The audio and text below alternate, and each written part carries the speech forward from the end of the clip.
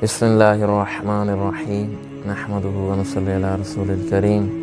میرے قابل احترام دوستوں، جو شخص اس دنیا کی زندگی میں اپنی خواہشات کو دبا کے رکھے گا تو پکی ٹھکی بات ہے اللہ رب العزت آگے جا کر اس کی ساری خواہشات کو پورا فرمائیں گے۔ اور یہ جوانی اللہ کی بہت بڑی نعمت ہے۔ جو نوجوان اپنی نوجوانی کی حفاظت کرے گا اللہ رب العزت اس کے لیے بہت سے انعامات تیار کر رکھے۔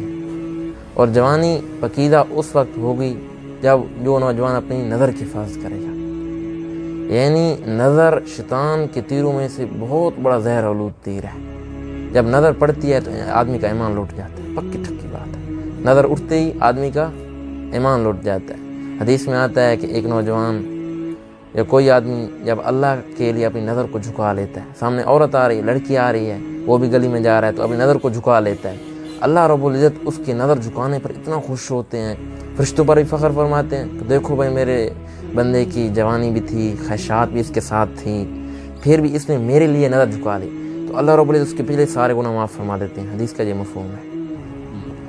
حضرت حسن بصری رحمۃ اللہ علیہ سے منقول ہے، یہ بیکی شریف کی حدیث کا مفہوم ہے کہ اللہ کے نبی کریم صلی اللہ علیہ وسلم نے جو نوجوان جو آدمی بد نظری کرتا ہے اس پہ لعنت فرمائی ہے، اور بد نظری جس پر کی جاتی ہے اس پر بھی لعنت فرمائی ہے۔ تو بھائی اللہ کے نبی جس پہ لعنت فرما دیں تو اس کی جوانی، اس کی دنیا آخرت تو بگڑ جائے گی۔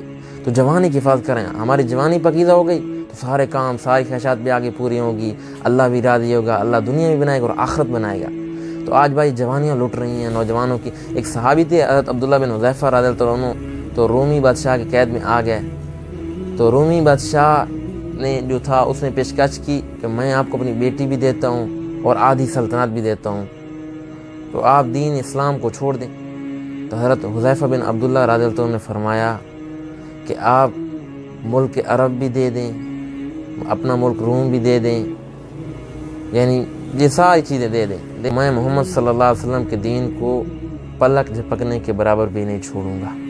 تو پھر اس نے کیا چال چلی، اس نے ایک فرنش، ایک خوبصورت گھر تیار کیا، اور اس گھر میں اس نے ایک خوبصورت عورت کو تیار کیا کہ حضرت حذیفہ رضی اللہ عنہ کو وہ گناہ کی دعوت دے۔ تو حضرت حذیفہ رضی اللہ عنہ کو بھی اس میں قید کر دیا گیا اور اس لڑکی کو بھی اس گھر میں بھیج دیا گیا، اور اس گھر میں سور کا گوشت رکھا ہوا تھا اور شراب بھی رکھی ہوئی تھی۔ تو وہ لڑکی سامنے کھڑی ہے، اس حضرت حذیفہ رضی اللہ عنہ کے سامنے کھڑی ہے، گناہ کی دعوت دے رہی ہے، اور حضرت حذیفہ رضی اللہ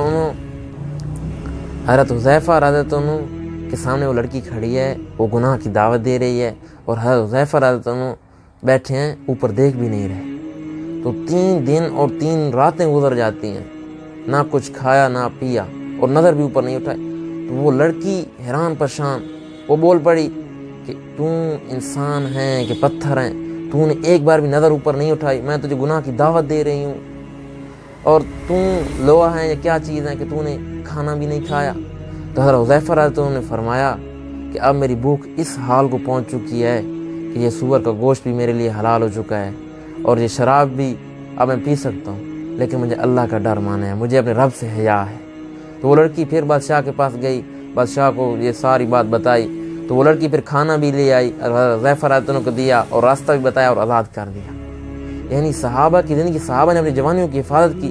اور حضرت موسیٰ علیہ السلام جب وہ جنگ کے لیے جا رہے تھے تو بلم بن وہ مخالف پارٹی بلم بن اورا کے پاس گئی، بلم بن اورا بھی بددعا میں وہ جب ناکام ہو گیا تو اس نے کیا مشورہ دیا تھا بلم بن اورا نے کہ خوبصورت لڑکیوں کو تیار کرو اور خوبصورت لڑکیوں کو ان میں بھیج دو۔ تو حضرت موسیٰ علیہ السلام نے فرمایا تھا کہ نظریں اوپر نہ اٹھانا۔ جب لڑکیاں بھیج دیں تو لڑکیوں کو بھی سمجھایا گیا، خوبصورت لڑکیوں کو، کہ آپ کو وہ چھوئیں جو کریں آپ نے کچھ ان کو کہنا نہیں۔